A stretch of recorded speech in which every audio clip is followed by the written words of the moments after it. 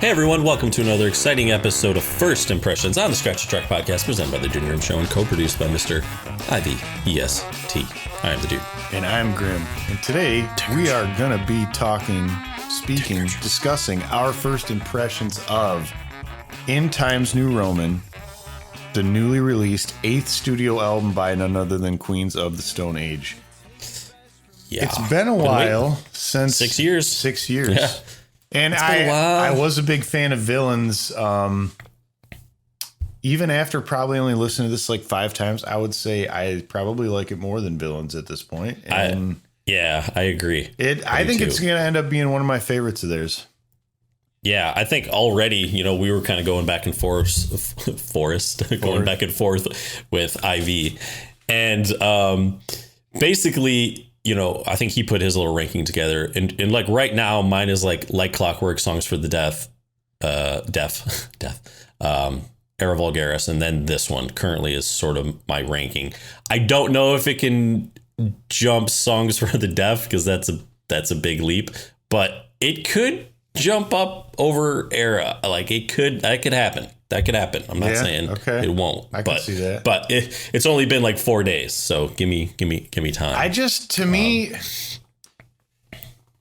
The album just has like a consistent groove throughout, and each song they're definitely different. It's not like all the songs sound the same, but I love how some of the stuff is just really chopped up and it's very rhythmic. Like Negative Space really jumped out at me. And I love it because it sounds like there's negative space in the way they produced and the way the instrumentation is. So it was really good, like word painting, I believe was the term used. But I like that. So. And I don't know. I also, of course, and I know that we also talked about this. I really love all the play on words in the song titles. Oh, dude, play on words in the song title, dude. I mean, obscenery. What the peephole say. Like, dude, instead of paper machete. Yeah. And even the ones that are carnivoyeur, that's pretty good too. Yeah. Time and place, usually time and space, right? I mean, emotion sickness. Yeah, that's a good one. And then this one isn't like necessarily in that same way, but I think Straitjacket Fitting is just a funny name for a song. Dude, that's fucking badass. Yeah, dude. Yeah, I really like that one. The only one that really kind of isn't is Sicily. Or maybe I just haven't found the play on words there yet, but that one's got a really interesting riff in it too, and I like how that sort of just really builds and gets that's a nice. It's my favorite song. Oh, my really? Favorite song in the album right now. Yeah. Whoa, yeah. Just get that out of the way. That. Yeah. Dude, I love the percussion on it, kind of like, and then the heaviness, like when the guitar comes in, and like the bass and the drums just kind of pulsate the song a lot. Man, I don't know. It was probably my 3rd or 4th time listening to it last night, and that it grabbed me, man. Like of all the other ones, I was like, okay, Lie of the Pals, me and Carlos. That's probably the one for me right away. Is there a song for you that's really grabbed you so far? Yeah, Negative Space, man, just because the other ones, I mean, they're definitely kind of within this sort of stylistic framework. Mm-hmm. But I love how chopped up that one is in rhythmic. Okay. Yeah. And I feel like when it comes in, it's something different. Yeah. And then, Well, you were kind of talking about sort of the sound of this album, and the first couple times I listened to it, and I think, again, I want to listen. Literally, I'm going to put this on as soon as we're done recording this album, which does not happen like very often. Yeah, I know. I find I'm like, I'm like, okay, I've listened to it a bunch. Well, because there's whatever. First impressions that you want to listen to something, and even if it's a band you like, and there's times where it's like, oh, that's pretty good. But this one, I mean, I probably played this thing like 5 times in a row. I just left it going because it was. Yeah. And then after that, I went to the record store to see if they had it because I was like, I'm just going to buy this now. Yeah, mine is currently sitting in Dallas, Texas. It's on its way up to Michigan. On its way to Detroit. I was really hoping, like, hey, let's ship it. Let's get it overnighted. I was really hoping I could be like, hey, check this out. I got the silver disc. If you go to Queens of the Stone Age website, I believe The only colored disc they have left is blue. red. Oh, they have red when I checked today. But they had silver, blue, and I think like a green or something maybe. But now they have red. But kind of almost as like a little bit of an aside here. One thing you and I have talked about kind of a lot is, bands as they get older. Oh, yeah. A lot of times I just find that their stuff doesn't necessarily get better. Or I'm like, yeah, okay, it's good. It's cool. I like it. But, having Like Clockwork, if this is their 8th album, Like Clockwork would have been their 6th. And that's my favorite album. And, I just find a lot of times usually this is the downslope period. Yeah. The earlier stuff, I'm like, oh man, why don't they make stuff like they used to? I sound like a real asshole saying that. Yeah, but you do. Because a lot of people do say that. Dick. Yeah, I am. But it doesn't mean it's not true, and I feel how I feel. So, like, it's one of those things, though, where, man, I don't know if I'd say this band is getting better, but, man. They're definitely not getting worse. Yeah, like, I like, to have, their 2 of their most 3 recent albums be, like, that high on my list. I think... I don't know if it says more about them or more about me, but, it's just interesting. That doesn't usually happen with most bands that I'm really, really into. It just doesn't. Yeah. And, it's funny. Another thing that we talked about is like, okay, so Joshua Homme is in his 50s now.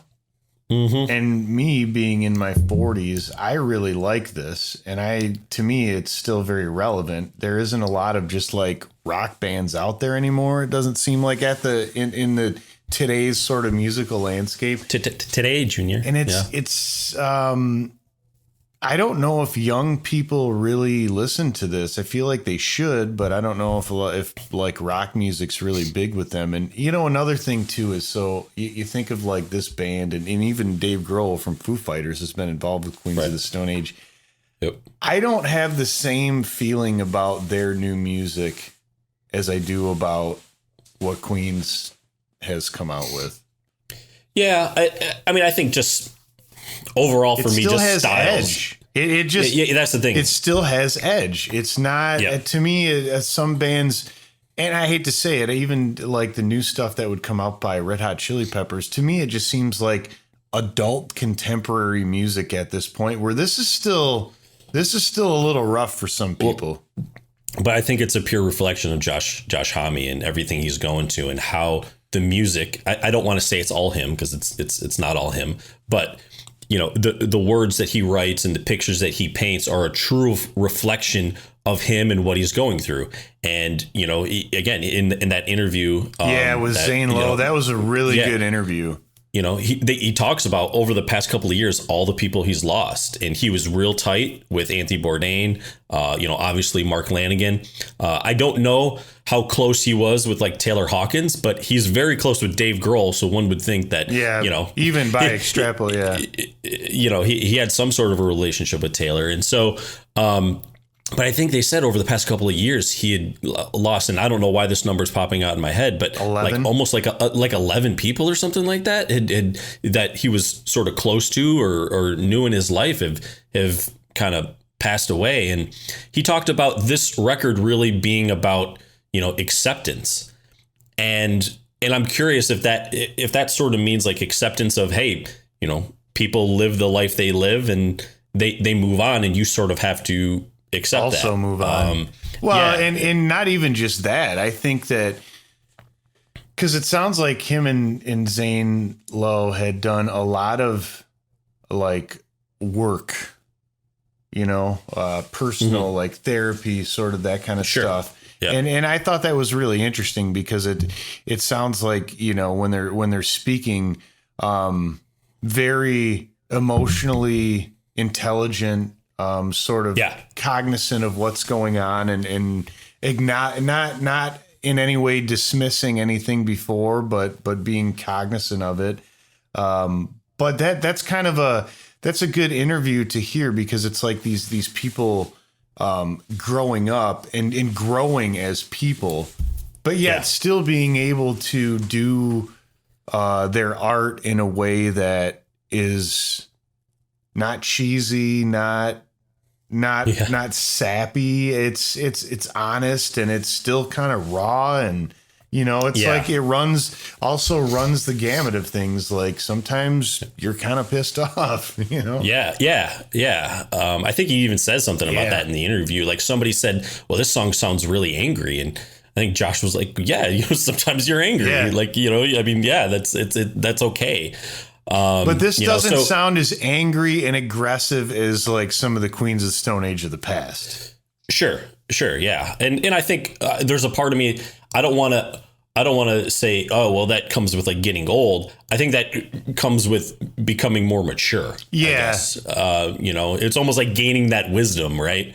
But it doesn't have that kind of some sappy stuff where you'll see bands go, right? Yeah. Like there's still, you still has that edge. It still has that darkness. And I would just say, the interview, one, you can get it on YouTube. It's also on Apple's, platform. So I downloaded the album and it's included as an extra. It's like an hour-long interview. Yeah, really good though. Definitely check it out. I mean, probably after you finish watching this episode. And after you. And comment.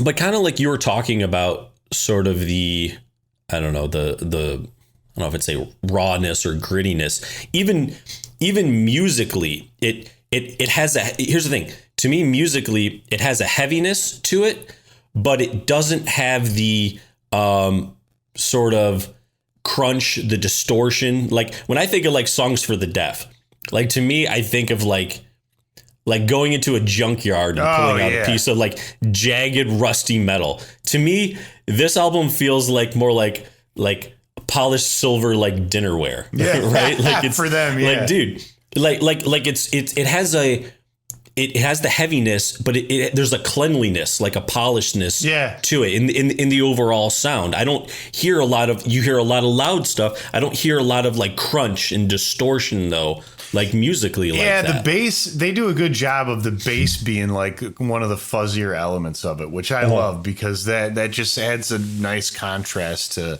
everything. But yeah, there's just something almost like, I almost wanted to say, and I don't want this to sound like I'm cheapening it by any ways. Like, oh, they just dropped like, it's almost like dropping an Instagram filter on a photo or something. It's not like they just dropped a just like, hey, I'm just going to put this filter on the whole song or the whole album. But to me, it does. It really has like this polish to it. I don't know exactly the best way to describe it, but that's how I'm describing it. Yeah. So that's good. So I gotta say, unless this year just goes totally nuts and some of the most amazing, I'm going to say this is probably going to be one of my top albums of the year. Yeah, definitely. We're about halfway through. God, that sucks. Well, it is. Dude, I mean, in Times New Roman. Yeah, it is. So, yeah. Yeah. So I'm trying to think if there's anything else I really wanted to cover. Now they recorded it partially at Josh Homme's studio and partially on Rick Rubin's as well. Now, I don't know if Rick Rubin was listed as a producer on this, but it sounds like they used his studio. That's cool. Yeah. I mean, I would, if I was him, I would let people rent my studio because his place is amazing, dude. It's probably pretty badass. I think, a couple other songs like, the singles like Emotion Sickness and Carnivore. When Emotion Sickness came out, I was like, I don't know. It didn't grab me right away. The singles didn't grab me either. Carnivore did more than Emotion Sickness did. In the context of the album, I really like them, but yeah. Well, and that's sort of what I was going to say. I thought the singles were good, like when I first heard them. But to me, Queens of the Stone Age is just they're an album band. Yeah. So I feel like I want to hear those songs in the context of the full album. And I do like them much better as part of the whole album. If I probably did, if you were forcing me to scratch a track right now, it probably would be Emotion Sickness. Oh, wow. But we're I would have there. To. No, hey, I've listened to the album like 3 times. Oh, so yeah, you're basically an expert on it. What was it like when you guys recorded it together? Yeah. Oh, it was awesome, man. Josh was over there. I was over there. I was just chilling, sipping on some mezcal. It was badass. Yeah. Yeah. We go way back to never meeting. Yeah. I don't know what I would scratch at this point because this is first impressions and I don't need to. So yeah. I'm just taking it what it is. Face, but man. I would definitely put it on again, and I will probably listen to it, as you said, several times today. So yeah, definitely going to do that. So, all right. Well, I would really love to hear everyone else's first impressions of this album. So subscribe, comment below. Tell us what's up. But yeah, no, and we also recently last week or a couple weeks ago put out a kind of a deeper dive into Like Clockwork. So if you're a huge Queens of the Stone Age fan, definitely check that out. We also have, we've done Era Vulgaris and Songs for the Deaf. Like, subscribe, and comment below. Check those out. Check it out too. See what it's about.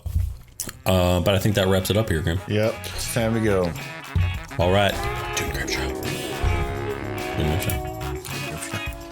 Scratch the Track is produced by the Dude and Grim. Additional music provided by Moore and the Tings.